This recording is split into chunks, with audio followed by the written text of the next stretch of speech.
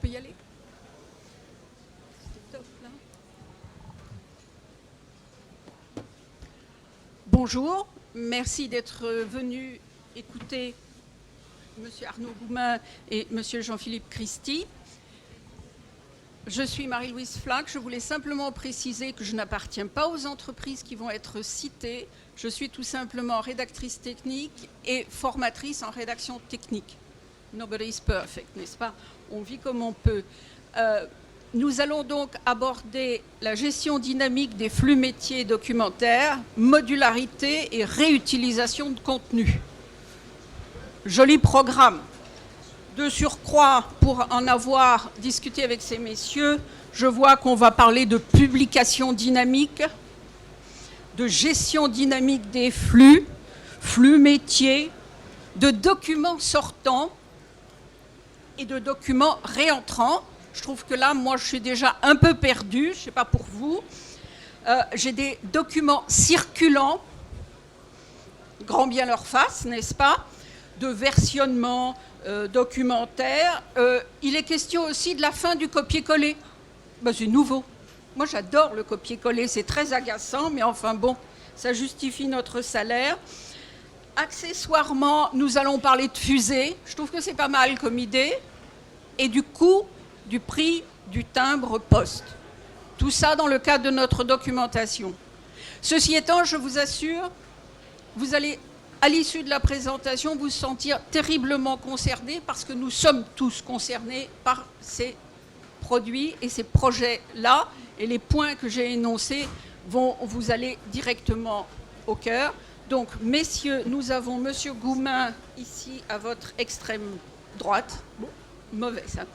Monsieur Arnaud Goumin, j'imagine, Hélène, et Monsieur Christy ici au centre.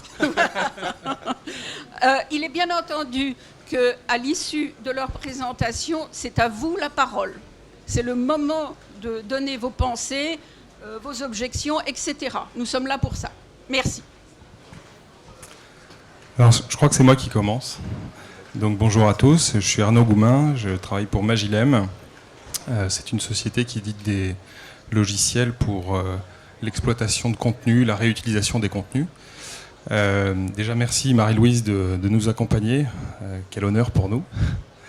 Et puis juste en introduction, moi ce qui m'a finalement assez surpris et même amusé, c'est que a priori les domaines d'activité de Magilem et de Cefas sont complètement différents. Et pourtant, on se retrouve ici aujourd'hui ensemble à se rendre compte qu'en fait, il y a des choses qui sont tout à fait communes dans nos activités. Donc on va essayer de le partager avec vous.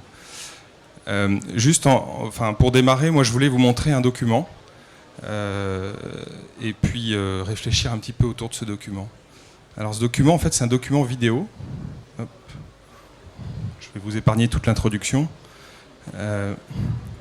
Pour vous montrer ça. Voilà.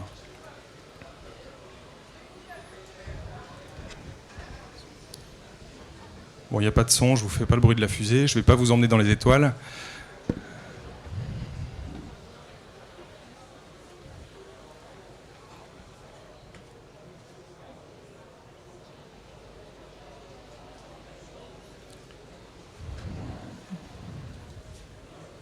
Voilà, simplement, au-delà de l'amusement qu'on pourrait avoir à regarder ça, et comme je le disais, je ne vais pas vous emmener dans les étoiles. En fait, qu'est-ce qu'on vient de voir? On vient de voir un document qui montre une information. Cette information, c'est le décollage d'une fusée. La question qu'on se pose, c'est qu'est-ce qui est important? Est-ce que c'est le document, c'est-à-dire cette vidéo, ou est-ce que c'est l'information qui est présente dans ce document? Et en l'occurrence, moi, si j'utilise l'information pour nourrir un processus, quelque part, un processus métier, je vais me poser la question à un moment donné de qu'est-ce que devient cette information aujourd'hui, là, maintenant, quand je suis en train de l'utiliser? Est-ce que c'est toujours d'actualité? Est-ce que ce document, il aurait besoin éventuellement d'être mis à jour? Bon, pour les connaisseurs de l'aéronautique, ou enfin ceux qui s'intéressent à l'espace, ce qu'on a vu, en fait, c'est Ariane 4. Ariane 4, ça n'existe plus depuis un petit moment. Maintenant, on parle d'Ariane 5. Donc, on a aussi changé de version de ce que représente ce document, de l'information qui est présentée dans ce document. Voilà, c'est simplement en introduction pour vous signifier, et puis j'ai repris aussi cette définition que j'ai trouvée dans Wikipédia, ça vaut ce que ça vaut. Mais je trouvais ça quand même intéressant, c'est qu'un document, c'est d'abord une représentation persistante d'une idée ou d'une information figée à un instant T. C'est descriptif, c'est explicatif, ça sert de preuve, mais c'est surtout un support, un document. Ce qui est important, c'est l'information. Et donc on va plutôt parler d'information, on va davantage parler d'information que de documents.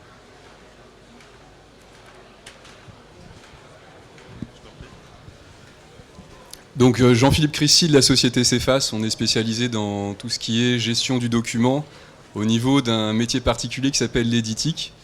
Donc pour repositionner également ce qu'on entend par document et expliquer également pourquoi, comme l'a précisé Arnaud, il y a convergence sur certains aspects de nos métiers respectifs.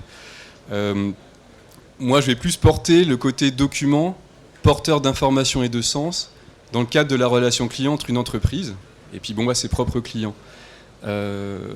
Donc en fait, en termes de documents, qu'est-ce qui est le plus important entre j'ai un document qui a été imprimé sur un papier ou alors j'ai une information qui, peu importe le canal de distribution par lequel elle va être véhiculée, donc ça peut être SMS, via des blogs, via des emails, enfin des courriels on dit je crois, sans oublier donc tout le canal, tous les canaux historiques de documents qui sont l'impression, l'archivage, le fax, voilà. Je crois qu'on peut passer au slide juste suivant. Voilà. Donc je vous résume un peu l'éditique avant ce que c'était et vers quoi on converge et vers où on veut aller. Donc il y a de l'information qui est saisie par des gestionnaires, des gens dont c'est le métier. Il y a des demandes de création et de production de documents qui vont porter de l'information. Tout ça est mouliné dans un système d'information, hein. Il y a des données, il y a des serveurs qui vont fabriquer un peu la mise en forme de l'information. La destination historique, c'était les centres de production, donc les centres d'impression. Impression, mise sous pli, un conditionnement historique. Et donc, comme je vous le disais, d'autres canaux arrivent, les SMS et MMS, la mobilité, les courriels, tout l'espace web également, qui doit être un vecteur de l'information, pertinent également pour les entreprises, les systèmes d'archivage. On n'oublie pas qu'il y a encore également la Poste qui distribue énormément d'informations par des supports de courrier et de papier.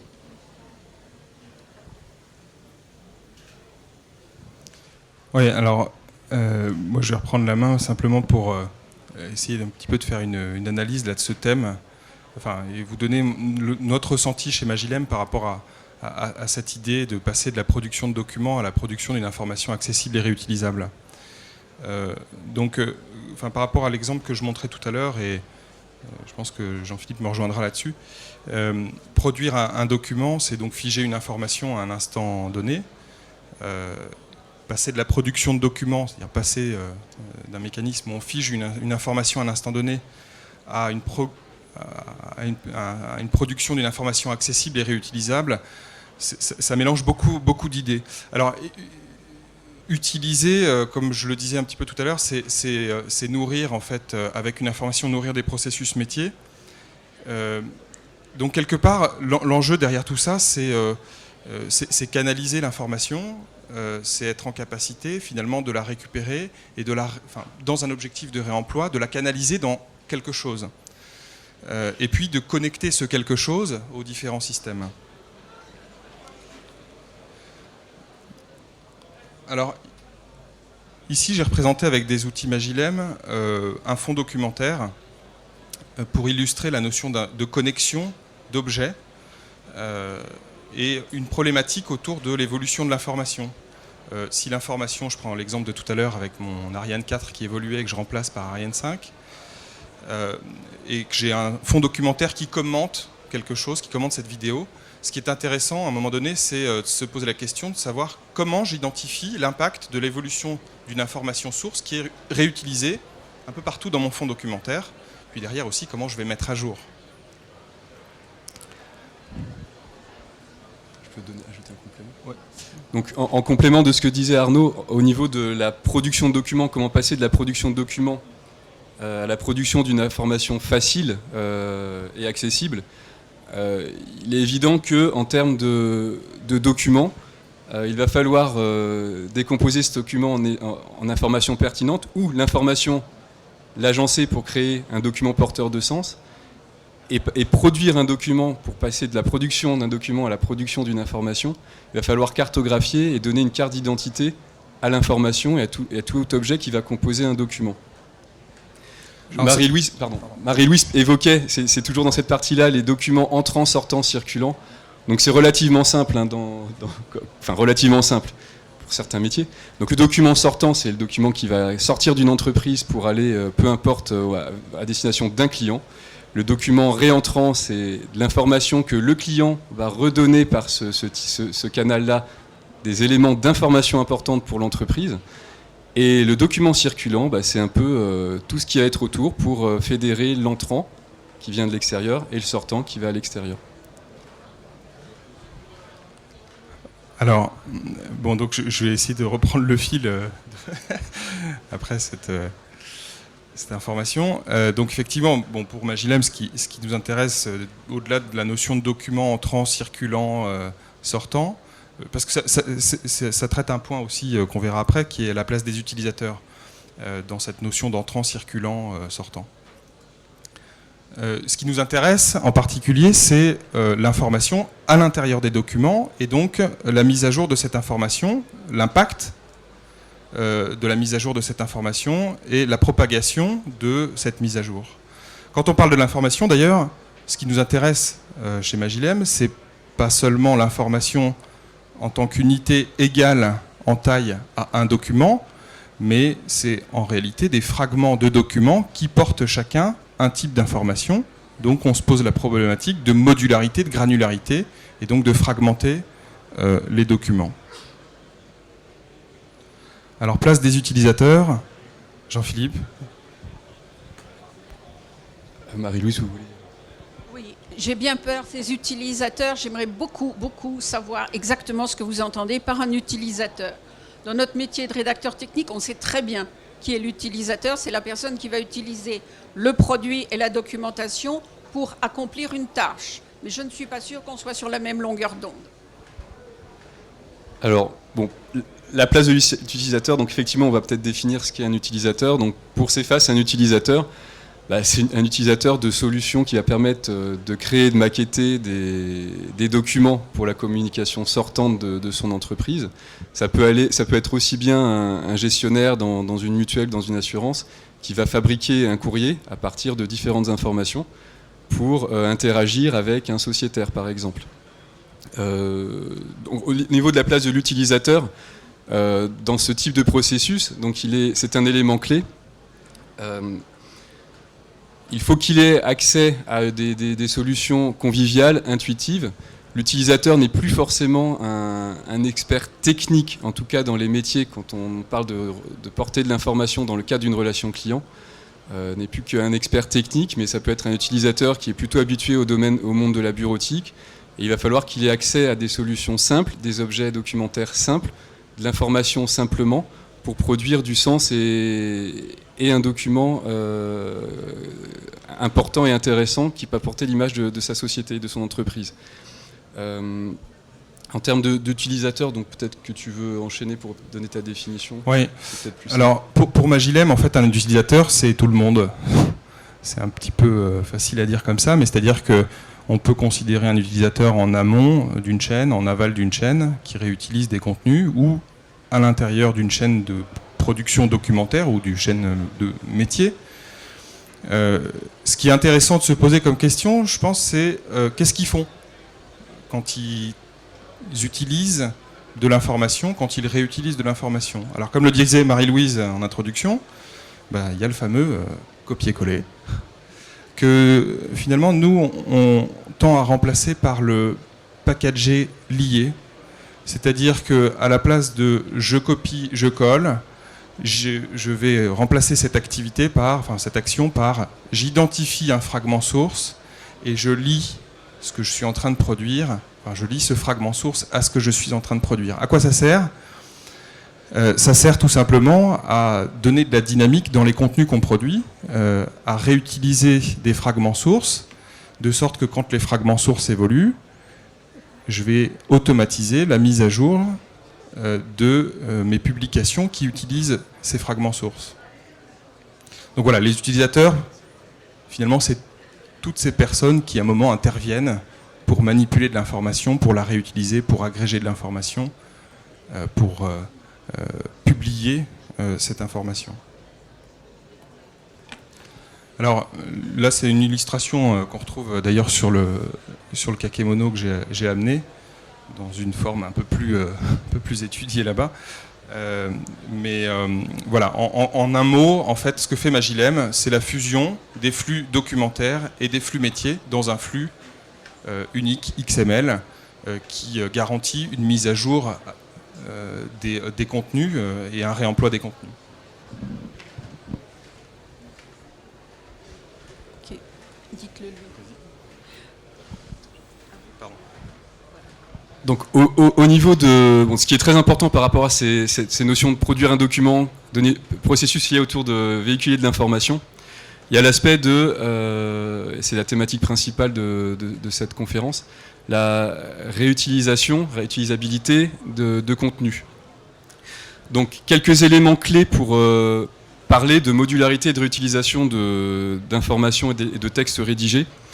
Ce qui est important, c'est par rapport à un document qui va porter du sens, c'est de bien analyser et structurer tous les éléments qui vont le composer afin de créer un référentiel d'objets pertinent qui va porter le sens de l'information, donc une petite unité, la plus petite unité commune en termes d'éléments documentaires.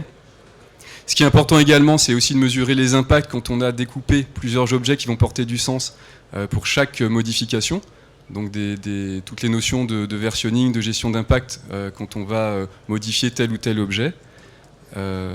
C'est aussi, ce qui est également important, c'est d'aller plutôt vers du standard, standardiser les objets et aller vers l'interopérabilité entre les systèmes d'information et entre les différentes solutions.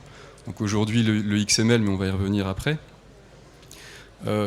Bien aussi en termes de réutilisation, penser dans les domaines des documents comme CEFAS le présente, ou comme Magilem le présente, ou les rédacteurs techniques également pour les documentations utilisateurs, c'est de bénéficier de solutions qui permettent de définir des objets un peu polymorphes.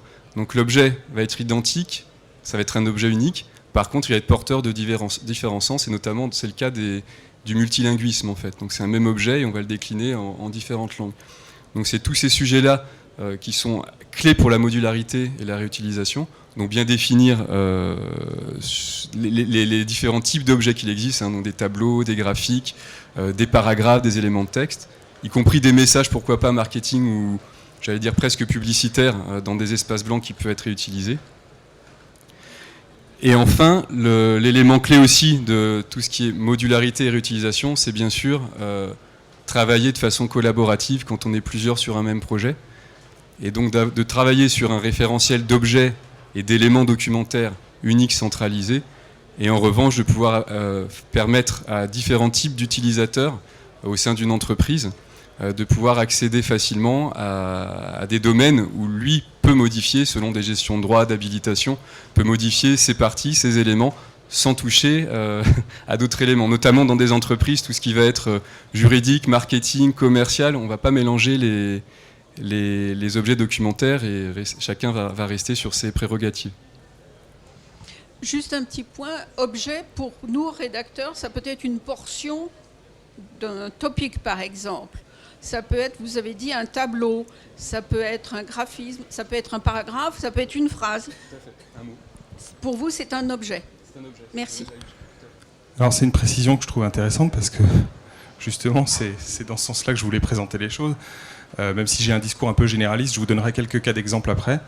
Modularité, réutilisation des contenus. Modularité, donc on parle bien d'objets documentaires ou de fragments documentaires. Donc pour nous, en fait, pour Magilem, modularité, ça veut dire fragmenter des objets, enfin à partir d'un document, à partir de toute source, que ce soit documentaire ou pas d'ailleurs. Donc créer des petits objets, pouvoir les qualifier, c'est-à-dire apporter des méta autour de ces petits objets, être en capacité de les lier les uns par rapport aux autres. Et puis on retrouve aussi cette problématique de standardisation et d'interopérabilité des objets entre eux. Alors on peut utiliser après, selon les secteurs métiers, il se trouve que Magilem a travaillé en particulier dans le monde de la microélectronique et a développé un standard qui est devenu une norme I3E, qui s'appelle IP Exact, et qui permet justement de manipuler ces objets métiers dans un contexte microélectronique. Juste pour illustrer l'histoire du copier-coller de tout à l'heure et l'idée de la modularité, on a représenté ici ce qu'on retrouve, nous, généralement, dans les contextes industriels, où d'un côté, il y a des gens de la R&D, et d'un autre côté, il y a des gens du marketing ou du support. La R&D produit des informations qui vont nourrir un processus métier pour réaliser un produit, pour fabriquer quelque chose. Et le marketing, de l'autre côté, va faire du copier-coller, c'est ce qu'on retrouve ici, pour récupérer une partie de ces informations et réaliser la documentation technique. La problématique, elle se présente, par exemple, dans le domaine de la microélectronique, qui est un peu notre secteur de prédilection, même si on vise tous les secteurs industriels. La problématique, c'est quand on va commencer au-delà de faire du copier-coller en masse, c'est quand on va commencer à dériver les documents. Comment est-ce qu'on fait pour générer 1000, 10 000 documents à partir de fragments sources identiques? Alors je vous donne quelques exemples de ce qu'on appelle nous les MRU, pour Minimum Reusable Units, c'est-à-dire les objets documentaires dont on parlait tout à l'heure, les fragments. Ici, c'est une représentation d'un fond juridique, donc on ne fait pas que de la technique, on fait aussi du juridique, avec des relations entre des objets documentaires qui sont des articles et des textes qui commentent les articles. Ici, on est dans un contexte industriel, on a cette notion de cliquer-glisser ou de packager-lier par une notion de glisser plutôt que de copier-coller, et ça représente des chapitres issus d'une bibliothèque de templates. Ce que disait tout à l'heure Marie-Louise, et c'est là que je la rejoins complètement sur ce que c'est qu'un objet. En fait, dans un document, un objet, ça peut être un fragment qui représente un texte rédigé, ça peut être une image, ça peut être un tableau. Finalement, tout ce qui est présent, toute information présente dans un document est potentiellement un objet métier qu'on va utiliser. Voilà, ça peut se présenter sous cette forme-là, d'objet manipulable, une espèce de boîte, à un moment donné, qu'on va lier, qu'on va manipuler. Bon, en synthèse, ce qu'on fait, nous, dans les contextes qu'on a présentés, notamment industriels, c'est la mise en place de plateformes de publication collaborative. Donc on retrouve l'idée de collaboration de tout à l'heure, avec d'un côté les gens de la R&D, de l'autre côté les gens du support ou du marketing, mais aussi la notion de on est plusieurs à produire du contenu sur une même trame, sur un même flow, sur un même flux, sur le même flux dont je parlais tout à l'heure.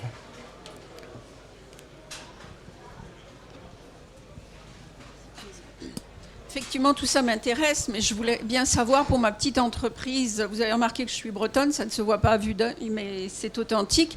Donc ma petite entreprise, par exemple, commercialise des menhirs au fin fond de la Bretagne. Quel va être l'impact de ces développements qu'il nous propose pour ma petite entreprise qui, bien entendu, est d'ampleur mondiale, donc nous exportons beaucoup, etc., etc. Et j'attends maintenant leurs commentaires. Alors, l'entreprise qui fabrique des menhirs, va y avoir le guide utilisateur qui va accompagner comment on utilise un menhir, j'imagine, même si ce n'est pas là proprement le métier de CEFAS. En revanche, au niveau du métier de CEFAS, il va y avoir également tout ce qui va être lié à... je vais avoir des clients qui vont acheter mes menhirs, donc je vais mettre des factures, je vais faire du lien et entretenir ma relation client pour qu'on m'achète de plus en plus de menhirs. Et les menhirs qui vont être bleus, rouges, verts, qui vont pouvoir faire le café, qui vont pouvoir... être transformé en objet du web, pourquoi pas, un menhir sur le web. Donc je vais faire de la publicité, je vais proposer des documents marketing qui vont expliquer pourquoi ce menhir est le plus joli, le plus beau, quels sont les prérequis pour l'utiliser. Donc en fait, en termes d'impact sur une entreprise qui a donc par définition qui vend quelque chose à des clients, il y a 3 axes en fait, classiquement. Donc là, je ne vais rien apprendre à personne. Il faut améliorer la productivité.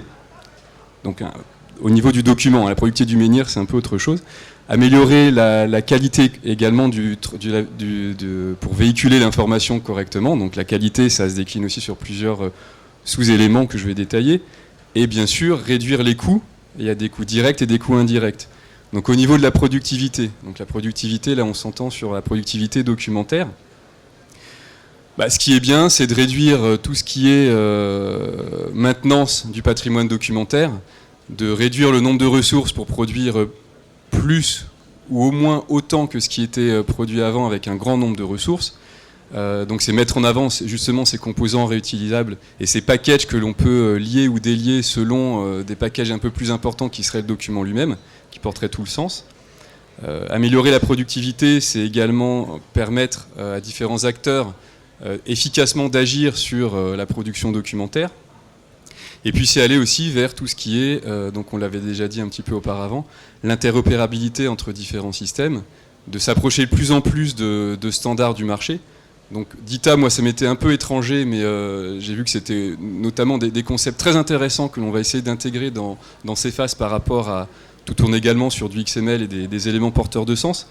Dans le métier de la gestion documentaire, de la relation client, nous aujourd'hui, pour augmenter la productivité, ce que l'on met en avant, c'est une architecture orientée service, donc le SOA, qui a aussi pour base le XML, donc on se rejoint. Et en fait, peu importe comment ce XML est produit, en entrant, en sortant, en circulant, du moment qu'on publie des services qui vont permettre de porter le sens de l'information et de constituer des documents qui vont me permettre de vendre mieux mes menhirs. Ensuite, au niveau de l'autre axe qui était l'amélioration de la qualité. Bon, la qualité, c'est la qualité bien sûr que va porter mon entreprise qui fabrique des menhirs en Bretagne. Donc contrôler la charte graphique, l'image de l'entreprise, au-delà d'avoir aussi du sens efficace. Sur la facture, c'est une facture, je fais de la pub, c'est de la pub, mais toujours dans la même image, donc améliorer la qualité de l'entreprise. Et effectivement, améliorer la qualité, c'est mettre aussi en avant le travail collaboratif, pour que les utilisateurs donnent du sens. Ils travaillent pour leur entreprise, donc donnent du sens pour la qualité de leur entreprise. Enfin, en termes de réduction des coûts, donc une même solution pour gérer l'ensemble des documents. Donc la convergence documentaire, automatiquement, ça réduit les coûts, une solution unique. Réduire le nombre d'objets documentaires et le nombre de fragments pour produire différents types de documents. Donc réduire ce nombre d'objets, il y a des réductions de coûts qui sont aussi indirectes. Et puis dans nos métiers, et ça, on l'illustrera juste après avec des cas clients, donc j'ai passé la parole à Arnaud. Et dans nos métiers également, le fait de réduire des coûts, le ROI direct, c'est favoriser des documents plus légers, des supports différents, par exemple réduire le coût du timbre, et je reviendrai sur ces thèmes-là dans l'illustration par les cas clients. Alors, effectivement, les impacts pour Magilem, comment Magilem envisage les impacts de la mise en place de ce type de solution chez ses clients. Bon, c'est des clés de RE classiques, donc on va parler de qualité, on va parler de productivité, on va parler de coût. Qualité, Jean-Philippe en a dit quelques mots, on retrouve la même chose, c'est avoir la bonne information au bon moment et être en capacité de mettre à jour automatiquement des documents à partir de fragments sources. Voilà. Qualité, ça c'est la démarche, l'aspect qualité. La conséquence de ça, évidemment, ça va jusqu'à l'image qu'on peut avoir vis-à-vis de ses clients. Il y a également la notion de productivité. Donc il y a quelques cas effectivement qu'on va présenter, mais concrètement, il faut s'attendre quand on met en place ce type de solution à une amélioration très importante de la productivité. Puisqu'on remplace son temps de copier-coller et de chercher la mise à jour par j'appuie sur un bouton et c'est fait. Et puis après, il y a la conséquence de tout ça, c'est au niveau des coûts, c'est-à-dire les coûts directs, c'est effectivement, on a besoin de moins de ressources pour produire, au-delà du fait qu'on puisse produire plus de dérivés documentaires. Et puis les coûts indirects, ça rejoint la notion de qualité, c'est-à-dire en termes d'image ou en termes de support, par exemple. Évidemment, quand on a un manuel utilisateur qui n'est pas à jour, vous avez vos clients qui viennent vous appeler pour vous demander de clarifier cette position, clarifier le contenu. Donc ça coûte de l'argent, ça coûte du temps. Et en ayant des documents à jour, on peut s'affranchir de ces coûts indirects. En fait, finalement, mettre en place ce type de solution, c'est une façon de transformer l'activité vers plus de richesse intellectuelle et moins d'opérations mécanisables à faible valeur ajoutée. Donc on arrive, on est juste à temps là, donc on va essayer de brosser rapidement 4 cas clients. Donc je vais être très rapide en fait. On avait le cas de la Caisse des dépôts et consignations, donc la banque la plus sûre du monde, qui dépend de l'État français. Donc la problématique, c'était migrer et réunir différents types de référentiels documentaires pour une production de 25 millions de pages par an. On vous enverra, enfin vous aurez accès aux présentations et puis on vous encouragera à venir nous voir sur les stands pour détailler les cas clients, mais on va aller très très vite. Juste à retenir, il y a des impacts d'économie d'échelle qui sont très importants. Donc rien qu'1 million d'euros sur le fait d'avoir réduit les infrastructures et les coûts d'affranchissement. Donc j'en profite pour dire rapidement, notamment en termes d'infranchissement pour optimiser. Aujourd'hui, vous avez vu, c'est passé en termes de particuliers. Je crois qu'on fait des timbres pour avoir une lettre rapide à 20 grammes à 61 centimes. Bon. Par des mécanismes industriels, on peut descendre jusqu'à 47 centimes, même un peu moins. Donc vous voyez les impacts que ça peut avoir rapidement. En termes de productivité, permettre de fournir des solutions qui vont être utilisées par différents types d'utilisateurs, c'est aussi un gain, un bénéfice client. Et effectivement, avoir des solutions pérennes qui permettent de maîtriser l'évolution stratégique de la chaîne documentaire, c'est essentiel par rapport à tous les éléments qu'on vous a cités précédemment. Alors, moi, je vais reparler d'un peu de microélectronique.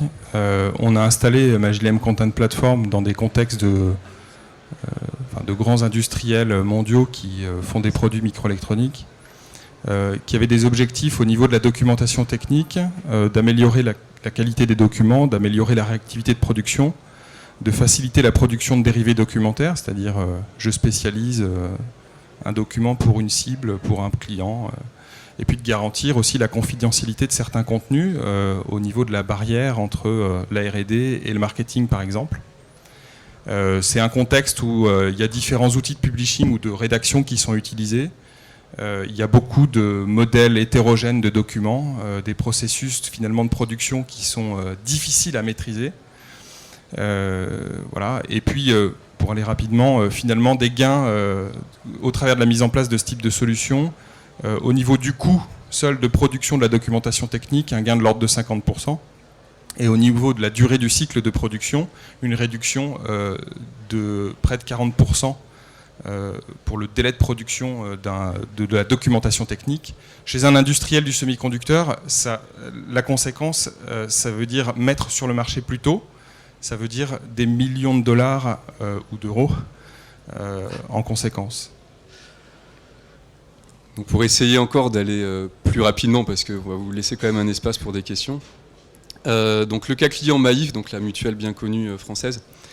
La problématique là, c'était vraiment de trouver une solution qui permettait d'augmenter la productivité, de faire du lien entre des fragments qui vont venir de documents réentrants, comme je vous l'expliquais précédemment, et le lien avec les documents porteurs de sens à destination à nouveau des sociétaires, donc les documents sortants. Donc la Maïf, c'est 145 délégations départementales, 16 points d'accueil et 12 centres de gestion des sinistres. Il y a 25 000 courriers sortants chaque jour et 12 000 courriers entrants traités chaque jour. Donc en fait là en termes de productivité, c'est une seule et même solution qui va pouvoir gérer l'import de fragments qui viennent de l'extérieur et reproduire des documents porteurs de sens à destination des sociétaires. Donc là ce qui est mis en avant, c'est l'agilité opérationnelle, d'avoir documents entrants et sortants qui sont centralisés dans une même solution de gestion de documents. Et également la satisfaction client, donc là il faut dire satisfaction sociétaire, puisque l'optimisation de ces documents et l'identification de ce qui est entrant et sortant va permettre d'augmenter la relation client et d'avoir un temps de réactivité beaucoup plus faible et contenu. Alors dans un autre secteur qui est lié au monde juridique, on travaille aussi avec des éditeurs de contenu juridique qui ont des problématiques de récupération du journal officiel quotidiennement et de mise à jour, problématique de mise à jour du fond documentaire, c'est-à-dire des codes. En gros, le journal officiel vous dit aujourd'hui tel article de tel code, on remplace telle séquence, tel mot ou tel chapitre par tel autre. Eh bien, l'éditeur juridique, une partie de son métier consiste à faire cette mise à jour dans son fond, puis ensuite de commenter l'évolution de cette matière. Voilà, donc l'enjeu, ou enfin les objectifs, c'est de pouvoir détecter immédiatement, exhaustivement et automatiquement la totalité des impacts qu'a le journal officiel chaque jour sur le fond documentaire, de pouvoir réduire le temps de mise à jour de ce fond et de faciliter l'identification des travaux de reprise de contenu qui commentent le fond. Voilà, on est dans un contexte d'actualisation quotidienne de la matière et donc il y a une grosse problématique autour de la fraîcheur de la matière. Il y a une forte densité des contenus, c'est-à-dire que les contenus sont beaucoup interliés. On fait beaucoup de références d'un article vers un autre, d'un code vers un autre, d'une publication vers une autre. Et puis, comme c'est des ouvrages de référence, il y a aussi un enjeu juridique derrière. Ce qu'on constate comme gain, c'est au niveau de la réduction des délais, un gain de l'ordre de 60%, c'est-à-dire qu'on ne fait plus que 40% du temps pour faire la même chose. Et puis une réduction massive des actions manuelles au profit d'un travail plus technique, plus scientifique, d'analyse ou d'annotation, qui est vraiment la grosse valeur ajoutée de l'éditeur de contenu juridique. Donc, quelle solution ? De mon côté, je vais pas détailler les solutions ni des concurrents, ni de celles de Cephas, hein, sinon vous passerez sur les stands des différents acteurs. Donc c'est presque une conclusion avant de vous laisser la parole, donc on va aussi agir tous les deux. Donc en lien, il y a un élément je pense qu'on n'a pas assez mis en avant, c'est tout ce qui est aussi traçabilité de l'information, suivi de tout ce qui est le document en fait, hein, de sa création, de sa conception à sa sortie, et également comment il revient en termes de porteur d'information au sein d'une entreprise. Donc les enjeux en fait en termes de conclusion, donc vers quelle solution aller, hein, c'est effectivement trouver des solutions qui favorisent la convergence de différents types de documents, hein, que ce soit les guides d'utilisation, que ce soit les documents de gestion comme les relevés de banque, les relevés les factures téléphoniques, tout ce qui est aussi qui va fabriquer des brochures marketing, des éléments marketing. Donc c'est de favoriser cette convergence-là. Le deuxième point, c'est de favoriser l'interopérabilité, que ce soit entre différents systèmes, hein, donc les canaux de distribution, qu'ils soient électroniques ou encore papier, voilà.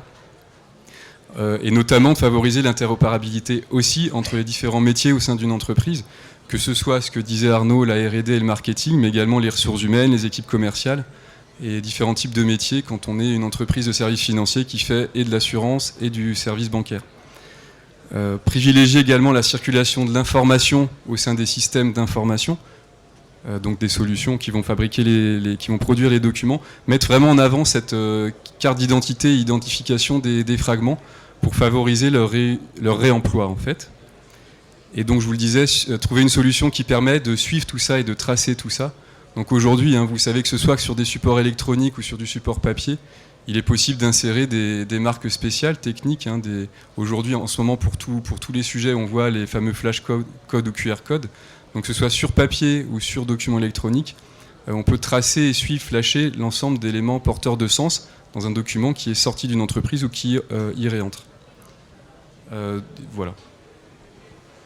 Alors, quelle solution ? Moi, je vais juste vous montrer ce graphique qu'on a fait chez Magilem pour essayer de positionner nos solutions par rapport au marché.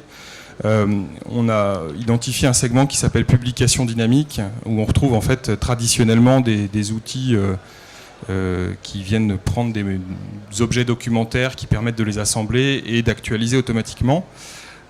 Évidemment, Magilem sait faire ça dans un contexte j'allais dire de volumétrie de contenu qui est relativement faible. Par contre, ces solutions de publication dynamique, dès qu'on attaque des grosses bases de données ou même plusieurs bases de données hétérogènes de documents, avec des grosses densités documentaires, c'est-à-dire beaucoup de liens entre les contenus, ça devient compliqué. Et donc on a, nous, préféré se positionner sur un segment qu'on appelle exploitation dynamique, c'est-à-dire que ça englobe, entre guillemets, la publication dynamique, mais ça permet à une volumétrie plus importante encore de gérer l'ensemble du flux métier, enfin des flux métiers et documentaires, comme dans un flux unique qui devient un courant conducteur de l'activité.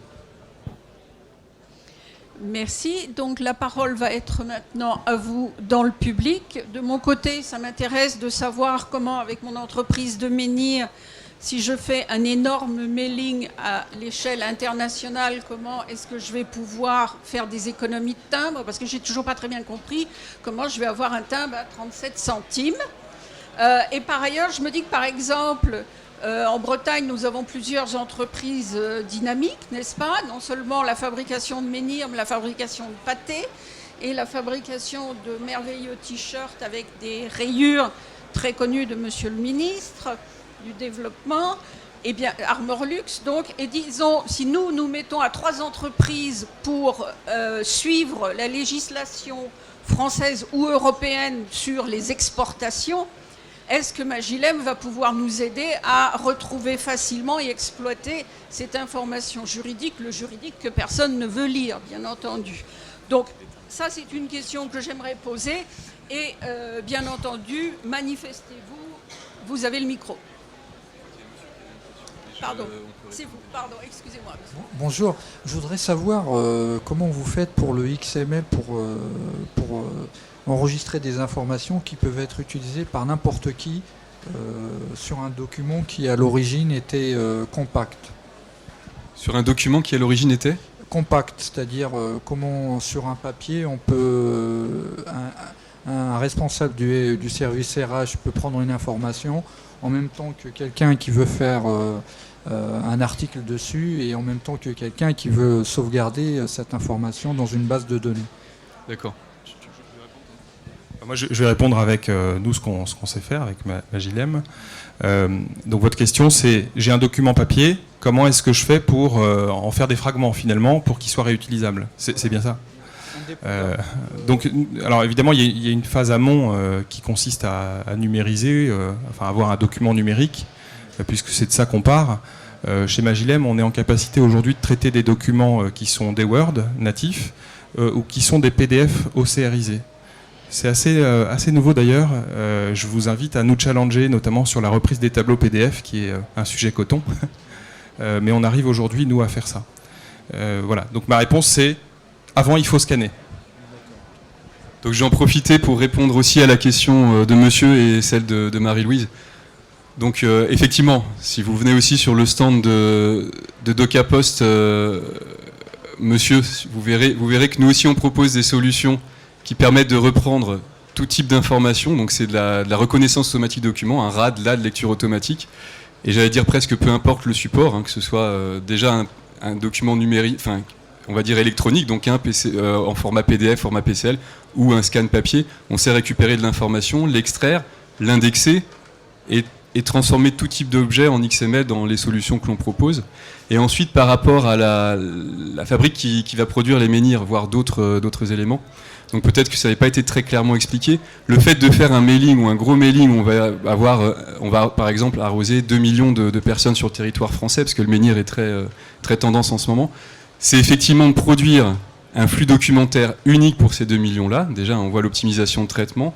Et effectivement, permettre par ces solutions de trier dans le bon ordre. C'est ce que proposent en fait tous les opérateurs postaux. Hein. Si on fait leur travail, c'est-à-dire trier par code postal, trier par région, trier par même ordre alphabétique des noms, et vérifier en passant que le pavé adresse est conforme, bah voilà, on fait le travail de la Poste, donc la Poste rémunère l'entreprise qui va... voilà, c'est là en fait l'enjeu d'avoir des notions de timbre industriel qui n'est plus les 61 centimes du particulier, si on veut que le mailing aille vite.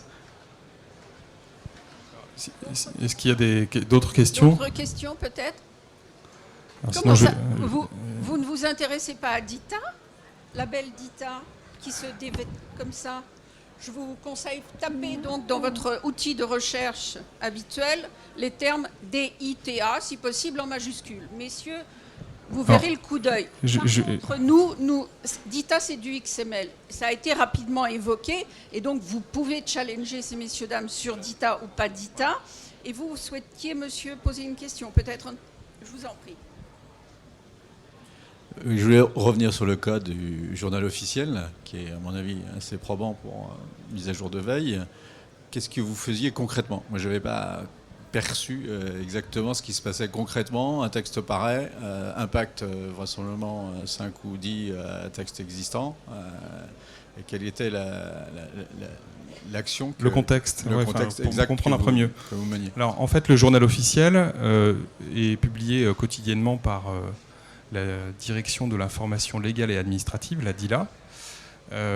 Ce journal officiel, c'est un flux, il se présente notamment dans un flux XML qui est assez peu structuré et qui explique textuellement l'action de modification du fond documentaire, c'est-à-dire des codes. Concrètement, il est écrit dans l'article 32 du code machin, remplacer tel chapitre ou insérer tel chapitre à tel endroit. Donc, ce que fait Magilem, avec les outils qu'on a développés dans ce contexte-là, c'est comprendre l'action qui est demandée, réaliser l'action, présenter l'action à la personne qui est en charge de consolider le fond documentaire. Cette personne ensuite valide cette action ou modifie le résultat qui est proposé par l'application Magilem. Alors pour répondre à la question de Marie-Louise, pardon, sauf s'il y a une autre question.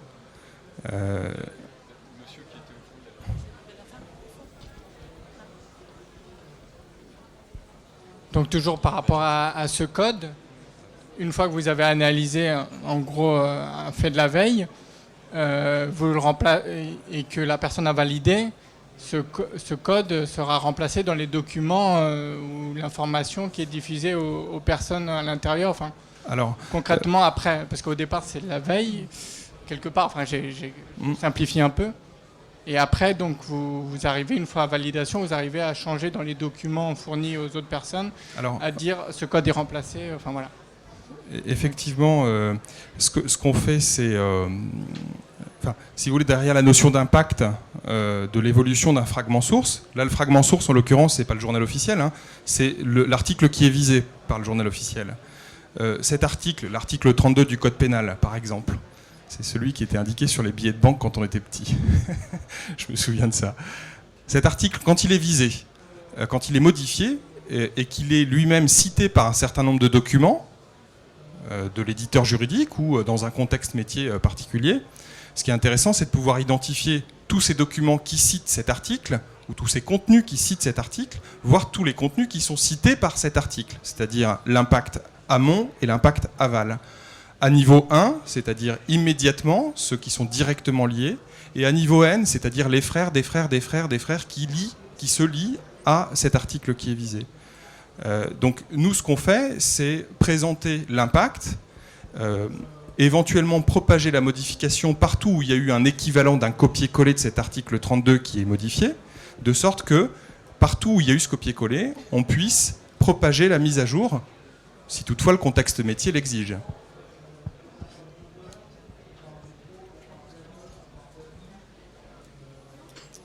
Voilà, merci pour cette présentation. Si vous voulez nous retrouver, Magilem, on est sur le stand E13, donc soyez les bienvenus. Et si vous voulez voir CEFAS et Docapos, c'est le stand C9. Merci à vous et bon salon.